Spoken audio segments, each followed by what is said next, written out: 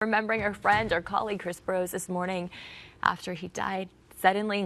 43-year-old morning news anchor Chris Burrows was discovered dead at a Days Inn in Glendale, California. It is currently being investigated as a possible overdose. Police say a man who was with Burrows called and said he was passed out and possibly not breathing. Police say CPR was administered, but Burrows was later pronounced dead at a hospital. Thank you for joining us on a very difficult day for our entire KTLA family. Burrows joined the TV station KTLA in 2011.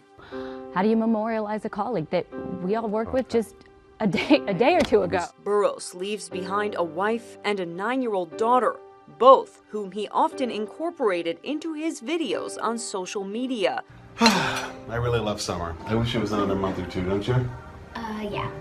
Colleagues say he covered everything from food to fires. He was also an incredible reporter, shown recently when he was one of the first people on the scene at the Borderline shooting. Someone known publicly, regularly taking selfies with viewers. Most of us didn't get any sleep last night. Yeah. We've been reading your comments, viewers' comments. You know, everybody knows Chris, and so we knew that this was going to be something that was going to be a very sensitive matter. Police are waiting for a toxicology report to come back from the coroner's office to determine the cause of death. For InsideEdition.com, I'm Lisa. Developments in the discovery of 3 bodies in a Riverside County cemetery. Detectives now know who the victims were. CBS 2 Inland Empire reporter Nicole Comstock is live in Paris with what she's learned. Nicole.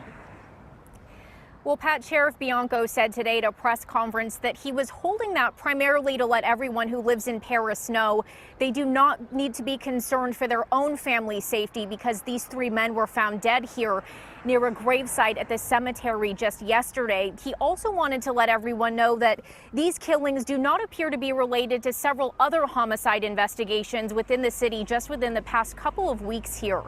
But at the same time, the sheriff said that these killings here appear to be done execution style and that investigators were looking into the possibility that they were also cartel related. Riverside County Sheriff Chad Bianco said he expected to be releasing the identities of the victims later this evening and that it appears one of the victims may have been related to the man buried in the gravesite on top of which all of those bodies were found yesterday. Sheriff Bianco confirmed that his department was also receiving information that the man whose gravesite these men were killed at was a local restaurant owner who was recently murdered in Mexico in a cartel killing. He said his homicide detectives were still investigating that possibility. He also said they have received several tips from the public about the 3 men killed here yesterday and were working to track down their killer. He said it does also appear that their killer was trying to send out some sort of message, but it's not clear what that message was or who it was going to. Take a listen. To dispel any rumors, we do not have a serial killer on the loose in the area of Paris. They are isolated incidents with specific facts of their own. And at this time, we don't believe they are related in any way, shape, or form. Social media is not the platform to report criminal activity. If there's criminal activity, you hear something going on, excuse me, seeing something, please call the police. This is the best way to get this communicated, not via social media.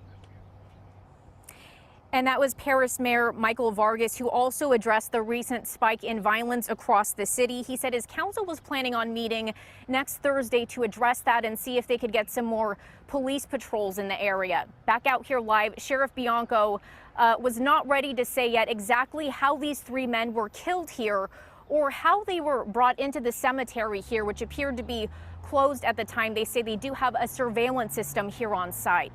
For now, reporting live in Paris, Nicole Comstock, CBS 2 News. Cops in Moore, Oklahoma beat a man to death even though he did absolutely nothing wrong. Now of a 400-pound man with asthma who died Thursday after police put him in a chokehold. The 18-year-old male victim had no weapon on him, and he had his hands up in the air, but was still shot by police multiple times. NYPD officer pleading guilty to raping a school teacher at gunpoint in the Bronx. I bet you snatch a chain off a nigga's neck, but you won't dare snatch a badge off that nigga's chest. And it's funny, cause if you put C in front of the word op, then you'll probably just figure out who's your biggest threat.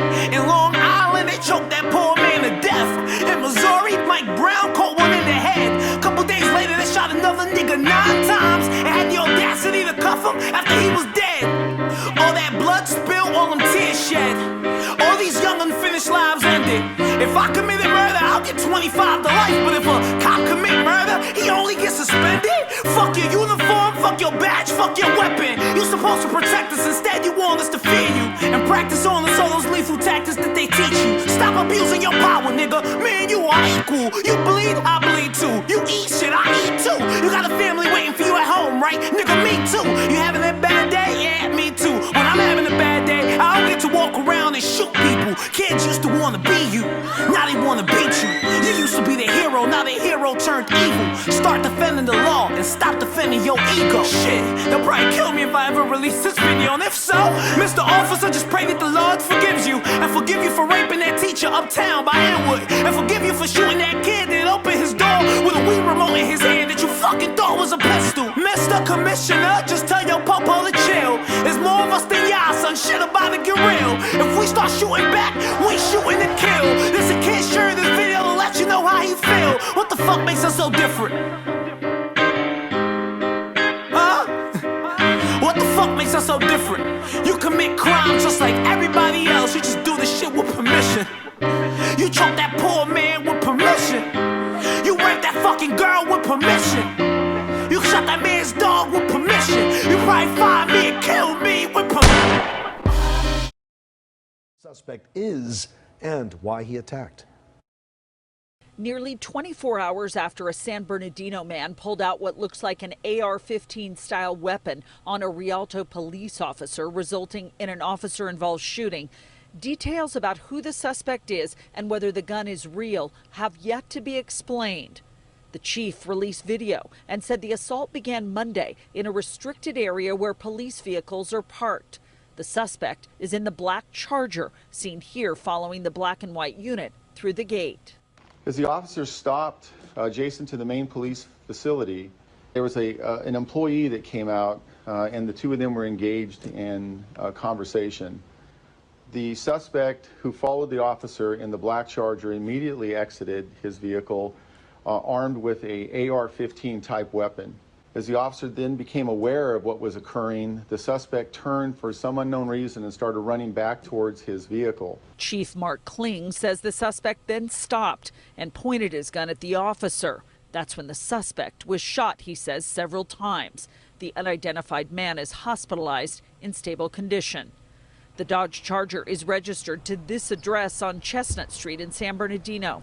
A man answered the door at the apartment and said that police had been over to his home. He didn't want to say anything else. Rialto police say the suspect has a criminal history.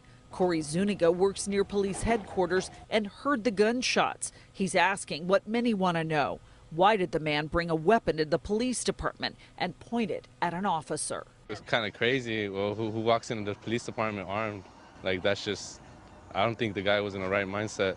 The officer involved has been with Rialto PD for 3 years. San Bernardino Bell in the 200 block of Baseline in the city of Rialto. He was with his girlfriend, as many 19-year-olds do on dates, and for no apparent reason other than a robbery. A suspect walked up to his window, knocked on it, pointed a weapon at him, and demanded a cell phone. Joshua, fearing for his life and the life of his date, saw an opportunity to try to escape. And as he escaped from this robber, he was shot and killed for no reason. And that just does not happen in this city. So when that crime occurred, we launched a team of detectives to hunt this person down. With the help of the San Bernardino County Sheriff's Department, we recovered some forensic evidence from the vehicle. Through that forensic evidence, we made a positive identification of a suspect. His name is Delray Andrews. He's a 20-year-old resident of San Bernardino. He is a known gang member. He's on felony probation, and we've arrested him for murder. And we will do everything that we can from this point forward to make sure that Andrews never sees the light of day. This man should not be free.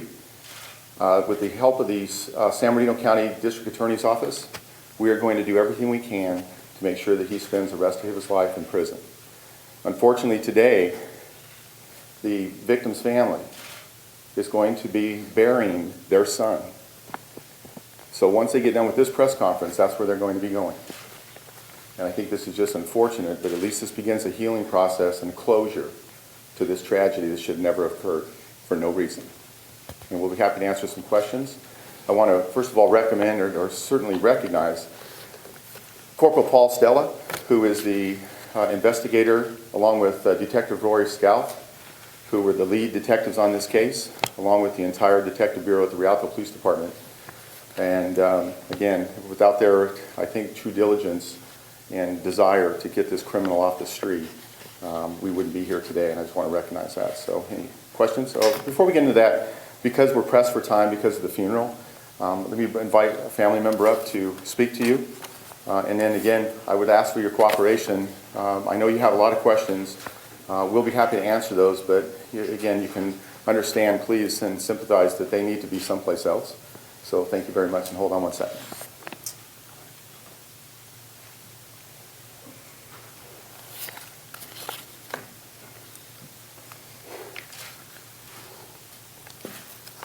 My nephew Josh was a very loving young man, always smiling and full of life.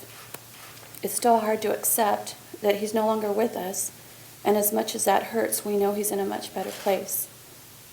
We would like to thank the Rialto Police Department, Corporal Stella, Detective Scalf, Chief Kling, and everyone else who worked so hard to help make an arrest, and the person who took my nephew's life.